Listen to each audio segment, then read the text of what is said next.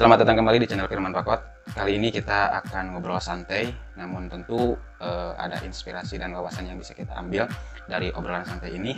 Kali ini kita akan ngobrol tentang warisan yang paling berharga dari Bung Karno yang banyak sekali diburu dan dicari oleh kebanyakan orang, baik dari kalangan rakyat jelata, kelas menengah sampai para pejabat. Namun tentu sebelumnya bagi teman-teman yang baru bergabung di channel ini, yuk support channel ini dengan cara subscribe, karena subscribe itu gratis, dan support terus video-video dari kami dengan cara like, komen, dan share sebanyak-banyaknya agar kami lebih termotivasi dalam membuat konten-konten yang informatif, edukatif, dan inspiratif tentunya.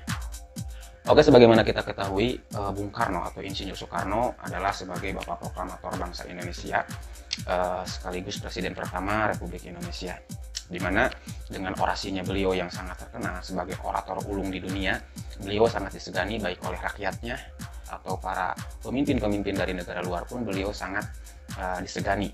Dan beliau pun menjadi sebuah representasi dari kekuatan dunia baru ya, selain dari kubu blok barat yang berpaham liberal kapital dan kubu blok timur yang berpaham komunis, sehingga ketika terjadi perang dingin, beliau pun menjadi salah satu representasi dari kekuatan dunia ketiga tersebut, di mana beliau tidak berafiliasi ke salah satu blok, baik blok barat ataupun blok timur, namun beliau menjadi penggagas blok baru yang dinamakan dengan gerakan non-blok, sehingga baik pemimpin-pemimpin dari blok barat ataupun dari blok timur sangat mengantisipasi akan tindak tanduk dari Bung Karno ini.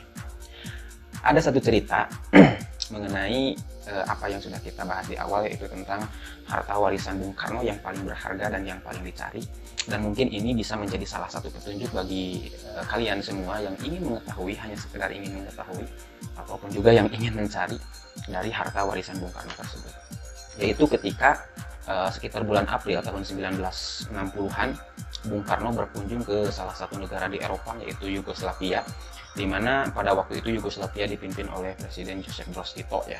Dan perlu kalian ketahui juga bahwa Yugoslavia itu adalah negara pertama di Eropa yang mengakui kedaulatan atau kemerdekaan Republik Indonesia.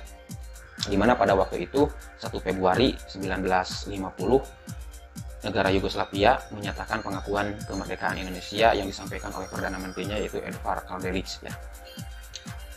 Nah, kembali lagi ke kunjungan Insinyur Soekarno ke Yugoslavia ketika Yugoslavia sudah dipimpin oleh Joseph Broz Tito. Dan ini tentang harta warisan Soekarno yang paling berharga untuk rakyat Indonesia, untuk bangsa Indonesia. Apa warisan berharga tersebut? Nah, ketika Soekarno berjalan menyusuri berbagai desa di Yugoslavia bersama Ibu Hartini, kemudian Insinyur Soekarno bertanya kepada Presiden Joseph Broz Tito, Perdana Menteri Joseph Broz Tito, Bung Joseph, kalau istilah kitanya mungkin ya, Bung Joseph, apa warisan yang akan Anda berikan terhadap bangsa Yugoslavia bila suatu hari nanti Bung Joseph Broz Tito dipanggil oleh Tuhan Yang Maha Kuasa dalam artian meninggal? Kemudian Joseph Broz Tito pada waktu itu agak merenung sejenak, kemudian langsung menjawab dari pertanyaan Bung Karno. Saya akan mewariskan satu angkatan perang yang tangguh untuk bangsa ini, sehingga, kata Joseph Broz Tito, ketika saya meninggal nanti, bangsa ini menjadi bangsa yang kuat dan tidak mudah untuk diinvasi ataupun diserang oleh negara lain. Dan Bung Karno pun tersenyum pada waktu itu, dan tentu Joseph Broz Tito merasa bangga ya dengan jawaban tersebut, karena memang sangat rasional kenapa Joseph Broz Tito ingin mewariskan angkatan perang yang kuat untuk bangsanya, karena memang pada waktu itu kita ketahui tahun 1960-an adalah masa di mana bangsa-bangsa di dunia baru saja melakukan recovery ya dari Perang Dunia Kedua, dan itu tidak mau terulang lagi. Dan tentu rakyat dan bangsa Yugoslavia adalah salah satu bangsa yang mendapatkan dampak langsung dari terjadinya Perang Dunia Kedua tersebut, sehingga apa yang disampaikan oleh Joseph Broz Tito itu sangat beralasan. Namun dalam percakapan tersebut, kemudian Joseph Broz Tito pun merasa penasaran dan bertanya balik terhadap Insinyur Soekarno dengan pertanyaan yang sama. Kalau Bung Karno ketika nanti dipanggil oleh Tuhan Yang Maha Kuasa, apa warisan yang paling berharga yang akan Anda berikan terhadap rakyat dan bangsa Indonesia? Kemudian secara spontan dan penuh dengan rasa bangga, Bung Karno pun menjawab dari pertanyaan Joseph Broz Tito tersebut. Jawabannya adalah, saya tidak khawatir karena saya sudah mewariskan Pancasila sebagai pandangan hidup bangsa dan rakyat Indonesia. Dan itulah jawaban tentang pertanyaan di awal tadi, apa harta warisan yang paling berharga yang diberikan oleh Bung Karno atau peninggalan Bung Karno untuk bangsa Indonesia.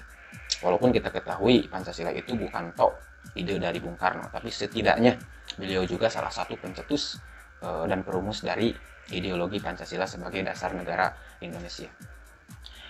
Dan dari percakapan tersebut, beberapa tahun kemudian ternyata terbukti. Tahun 1980, sekitar tahun 1980, Perdana Menteri Joseph Broz Tito meninggal dunia. Dan ternyata benar, negara Yugoslavia pada waktu itu mempunyai angkatan perang yang sangat tangguh di Eropa ya. Namun tidak lama setelah wafatnya Joseph Broz Tito, sekitar tahun 1995, negara Yugoslavia bubar dikarenakan terjadi perpecahan dari internal masyarakat Yugoslavia. Karena kita ketahui masyarakat atau bangsa Yugoslavia tidak jauh berbeda dengan masyarakat Indonesia yang heterogen, yang terdiri dari berbagai suku, budaya, kemudian agama, dan paham tentunya ya. Sehingga kalau kalian search di Google Map, memang sekarang ataupun di daftar negara-negara di dunia, memang sekarang tidak ada nama negara Yugoslavia karena sudah bubar. Seperti halnya Uni Soviet terpecah-pecah menjadi negara-negara kecil yang sekarang kita kenal seperti negara Kroasia, Serbia, Montenegro, kemudian Bosnia Herzegovina, dan negara-negara yang lainnya. Dan apa yang disampaikan oleh Soekarno tentang Pancasila sebagai warisan untuk bangsa dan rakyat Indonesia memang sampai sekarang terbukti. Indonesia masih eksis sebagai negara yang berdaulat di dunia. Dari kisah ini mungkin kita bisa mengambil pelajaran. Pancasila mungkin bukanlah suatu ideologi terbaik dari berbagai ideologi yang ada di dunia. Tapi ideologi Pancasila sudah membuktikan tentang bagaimana cara menjaga kerukunan antar suku di Indonesia. Bagaimana Pancasila sudah membuktikan bisa menjaga keberagaman dan multikultural di Indonesia. Sehingga sepatutnya kita bisa menjaga ideologi Pancasila. Tentu Pancasila yang sesuai dengan harapan para founding father bangsa Indonesia, bukan Pancasila versi A, Pancasila versi B, Pancasila versi C, dan Pancasila versi yang lainnya. Karena kita yakin para perumus Pancasila itu adalah mereka-mereka yang sangat paham tentang Indonesia. Mereka dari kalangan intelektual, mereka juga dari kalangan agamis yang mengerti tentang ilmu agama seperti Kiai Haji Agus Salim, Kiai Haji Wahid Hasyim, Muhammad Hatta, Insinyur Soekarno, Abhikusno Tjokrosuyoso, dan tokoh-tokoh yang lainnya. Jangan sampai kita melegitimasi saudara kita sendiri, sebangsa dan setanah air. Kamu tidak Pancasilais lah, aku yang paling Pancasilais lah.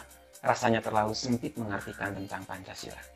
Karena Pancasila yang seutuhnya bukanlah mereka yang mengatakan aku yang paling Pancasilais, tapi Pancasilais yang seutuhnya adalah mereka yang benar-benar mengamalkan nilai-nilai dan norma-norma yang sudah ada di masyarakat kita, yang dianggap baik oleh masyarakat kita, baik yang bersumber dari agama ataupun yang bersumber dari kebudayaan masyarakat kita masing-masing yang tentu tidak bertentangan dengan agama. Itulah Pancasila.